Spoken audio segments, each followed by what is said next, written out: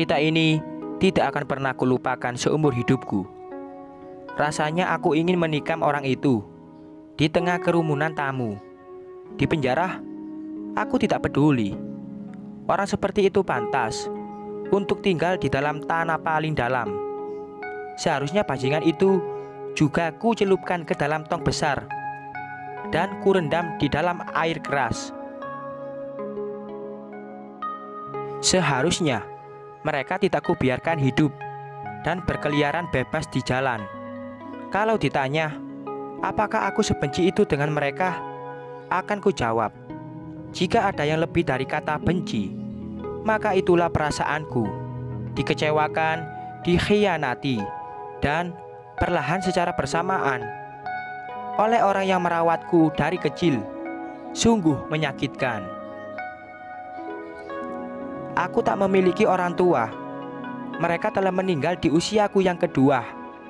Pemerintah ingin mengambil dan menempatkanku di panti asuhan, tapi nenekku menolak, lalu mengatakan kalau ia masih mampu merawatku. Sejak saat itu, aku tak lagi mengenal kata papa atau mama. Hanya nenek yang selalu ada di sana untukku.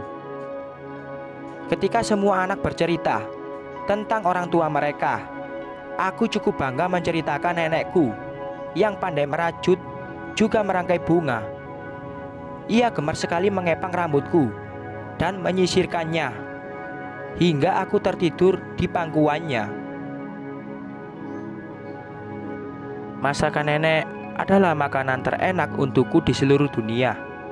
Aku selalu ingin belajar bagaimana nenek meracik semua bumbu hingga menjadikannya hidangan lezat. Kami hanya hidup dari uang pensiun kakek. Tidak ada yang istimewa dari itu.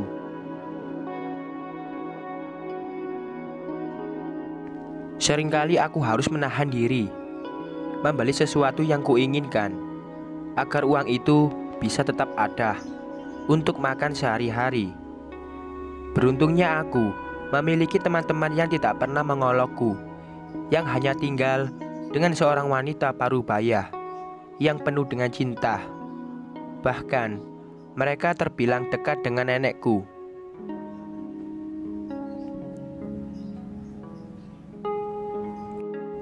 Jika kalian berpikir kalau nenekku memiliki banyak keriput dan bungkuk, kalian salah.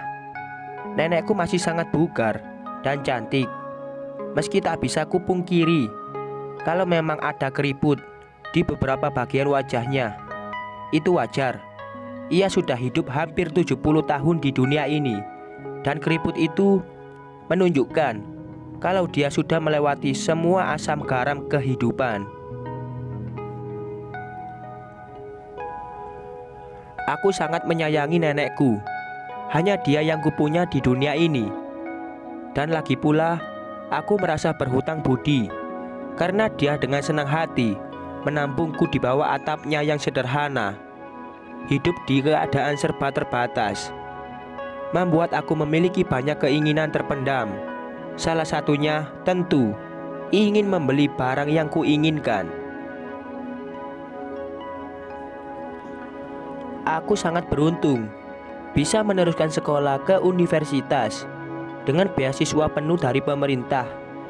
Itu semua berkat doa nenek yang tak pernah putus padaku, pikirku. Selama ini tidak terpikirkan olehku untuk menjalin hubungan dengan pria, meskipun ada beberapa dari mereka yang tertarik padaku. Aku hanya fokus untuk menyelesaikan studiku agar bisa cepat melanjutkan universitas dengan beasiswa penuh. Aku tidak ingin membebankan nenek dengan banyak biaya di saat dia hanya menerima pensiunan yang tidak seberapa.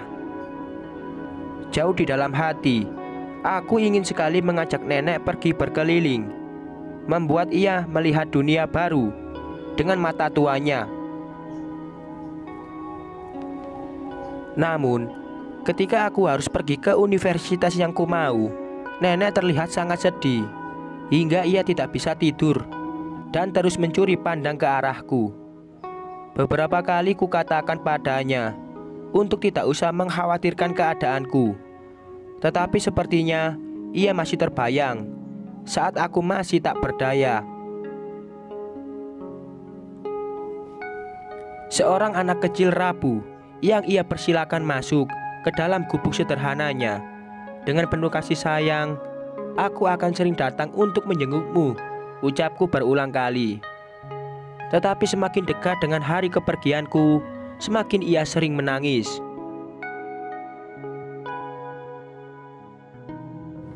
Aku ingin membatalkan keberangkatanku, tetapi ku ingat lagi impian yang selama ini sudah ku pendam. Kalau aku sukses, kamu akan bangga melihatku, ucapku, masih berusaha menenangkannya. Berhari-hari ia tidak banyak bicara, hingga hari kepergianku pun tiba, dan ia hanya menatapku dengan banjir air mata. Hari itu tidak hanya hari terberat untuknya, tetapi juga untuk aku. Namun aku harus tetap pergi agar bisa menyenangkannya di hari tua nanti. Tahun demi tahun berganti, dan aku memegang janjiku untuk sering datang menjenguknya. Nenek pun terlihat semakin bisa menyesuaikan diri dengan keadaan. Di universitas, aku bertemu dengan seorang pria, Gilbert. Dia secara terang-terangan mengatakan kalau ketertarikannya padaku. Aku yang belum memiliki pengalaman di bidang percintaan pun dengan cepat terpincut pada setiap kata dan perlakuannya. Singkatnya, kami mulai berkencan, dan dengan bangga dia ku kenalkan pada nenekku. Mulanya, nenek tidak suka melihat Gil dan menganggap kalau dia akan membuat aku menjadi wanita nakal seperti di luaran sana. Namun seiringnya berjalannya waktu, Gil membuktikan kalau dia mampu menjadi pria yang tepat untukku. Dan perlahan nenek mulai bersikap baik padanya. 5 tahun hubunganku dengan Gil berjalan, hampir bisa dikatakan sangat mulus. Ia berusaha mengerti keadaanku, dan begitu juga sebaliknya. Gil beberapa kali menemaniku mengunjungi nenek. Ia bahkan bersedia menginap agar aku dan nenek tak perlu kesulitan jika ingin pergi ke suatu tempat. Tentu saja, karena Gil memiliki mobil yang mampu membawa kami kemanapun. Hari-hari yang kami lewati sangat menyenangkan. Aku berpikir, cepat atau lambat semua momen itu akan sering kami lewati bersama. Aku dan Gil memang sudah membicarakan tentang pernikahan dari tahun kedua kami bersama, tetapi itu belum ku sampaikan pada nenek. Hingga akhirnya pada tahun kelima, aku mulai memberikan sebuah tanda. Nenek dengan tanggap menerima tanda yang kuberikan. Apa kalian akan segera menikah? Tanyanya saat kami sedang berpiknik di dekat danau.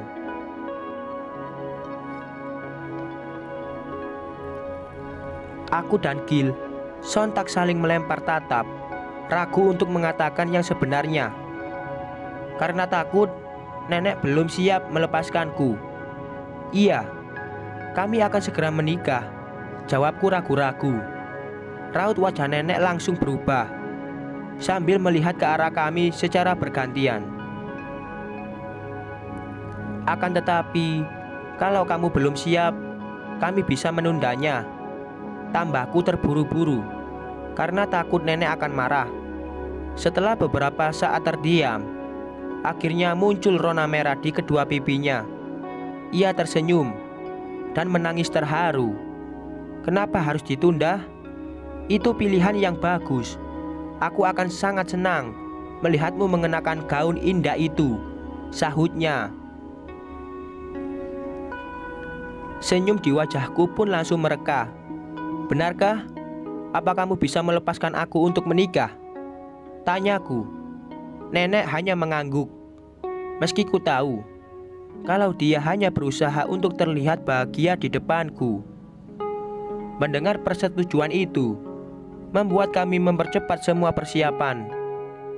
Nenek bahkan selalu kuajak untuk melihat bagaimana pernikahan kami akan digelar. Nenek adalah orang pertama yang melihat aku terbalut gaun pernikahan impianku. Ia menangis sambil memelukku saat itu, yang membuat semua orang yang di dalam ruangan ikut merasakan keharuan kami. Setelah semuanya siap dan hari pernikahan sudah ditentukan, tiba-tiba nenek menghilang. Mungkin dia butuh waktu untuk menyiapkan diri, pikirku. Dan di saat yang bersamaan, Gil pun menghilang. Ia tidak bisa kuhubungi, dan semua temannya tidak tahu keberadaannya. Aku mengabaikan kejadian aneh itu dan memilih untuk tidur, karena harus menyiapkan diri untuk hari besarku. Keesokan harinya, aku bangun dengan kondisi yang sangat baik. Tapi nenek masih tidak bisa kutemukan. Aku meminta beberapa orang untuk mencari nenek karena khawatir ada sesuatu yang buruk terjadi padanya. Sementara aku tetap berada di kamar untuk berias dan mengenakan gaun spesial itu. Dari 3 orang yang mencari, salah satu di antaranya berkata kalau nenek sudah berada di tempat pernikahan dan ia terlihat sangat gelisah. Mungkin ia sedang menungguku keluar, pikirku, dan setidaknya aku tahu kalau nenek baik-baik saja.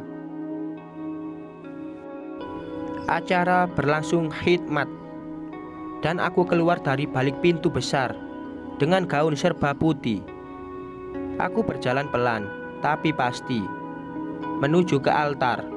Dan di sana Gil sudah terlihat mengenakan jas hitam dengan senyum menawan. Ia siap menantiku. Saat sampai di altar dan pendeta mulai berbicara, "Apa di sini ada yang keberatan dengan pernikahan ini?" tanya pendeta.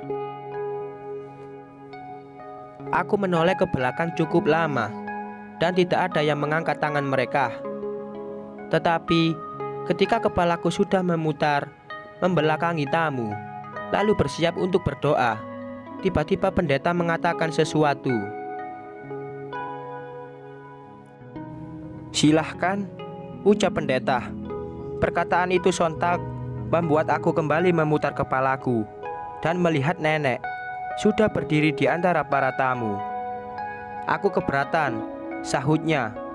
Wajahku mulai terlihat bingung. Bukankah nenek sudah menyetujui pernikahan ini? Pikirku. "Nenek, apa yang kamu lakukan? Bukankah kamu sudah menyetujuinya?" tanyaku. Aku keberatan, karena selama ini Gil dan aku memiliki hubungan khusus. Jawabnya, "Kami sudah sering tidur bersama dan melakukannya saat ia menginap di rumahku." Tambahnya, seketika jantungku berhenti berdetak. Aku masih tak menyangka dengan apa yang ku dengar dari mulut nenek, lalu menoleh ke arah Gil yang sudah terdiam di sebelahku.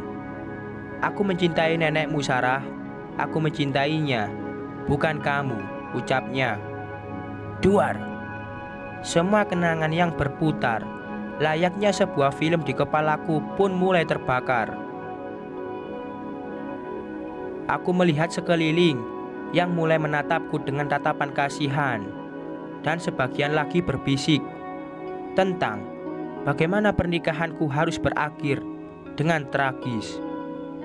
Pandanganku mulai gelap, dadaku terasa sangat sesak. Rasanya gaun yang kukenakan terlalu ketat dan tidak nyaman. Aku berjalan terhuyung hingga akhirnya jatuh ke tanah. Tak sadarkan diri, aku terbangun, menatap langit-langit rumah sakit dan masih mengenakan gaun pernikahanku. Beberapa teman menungguku di sebelahku. Dengan tatapan iba, aku menangis sekeras yang ku bisa, dan mereka hanya bisa memelukku tanpa bicara. Salah satu dari mereka adalah Tom, sahabatku. Sejak kami masuk universitas, ia berinisiatif mengambil semua pakaianku dari rumah nenek dan membawaku pergi sejauh yang ia bisa. Ia membawaku jauh dan berusaha memulihkan keadaanku. 3 tahun berlalu, aku hanya bisa duduk terdiam, memandangi ombak yang menyapu daratan. Diam dengan tatapan kosong, berusaha menghilangkan kenyataan. Tom ada di sana selama itu, meski ia harus membagi waktu untuk bekerja dan membereskan bungalau kami. Selama itu, ia berusaha memulihkan keadaanku, mengajakku berjalan-jalan, bercerita, apapun, agar aku bisa kembali seperti dulu. Di tahun keempat, aku mulai berbicara, meski tidak banyak yang kukatakan. Tetapi itu cukup membuat Tom merasa sangat bahagia. Ia bahkan memelukku sambil menangis. Sejak hari itu, aku tidak lagi bertemu, apalagi menghubungi nenek. Ia kuanggap sudah lama mati dalam kehidupanku. Meski sudah merangkak pulih, tetapi aku tak bisa melupakan kejadian itu begitu saja. Itu akan tetap berbekas, meski kini aku sudah memiliki cinta yang lain. Sekian.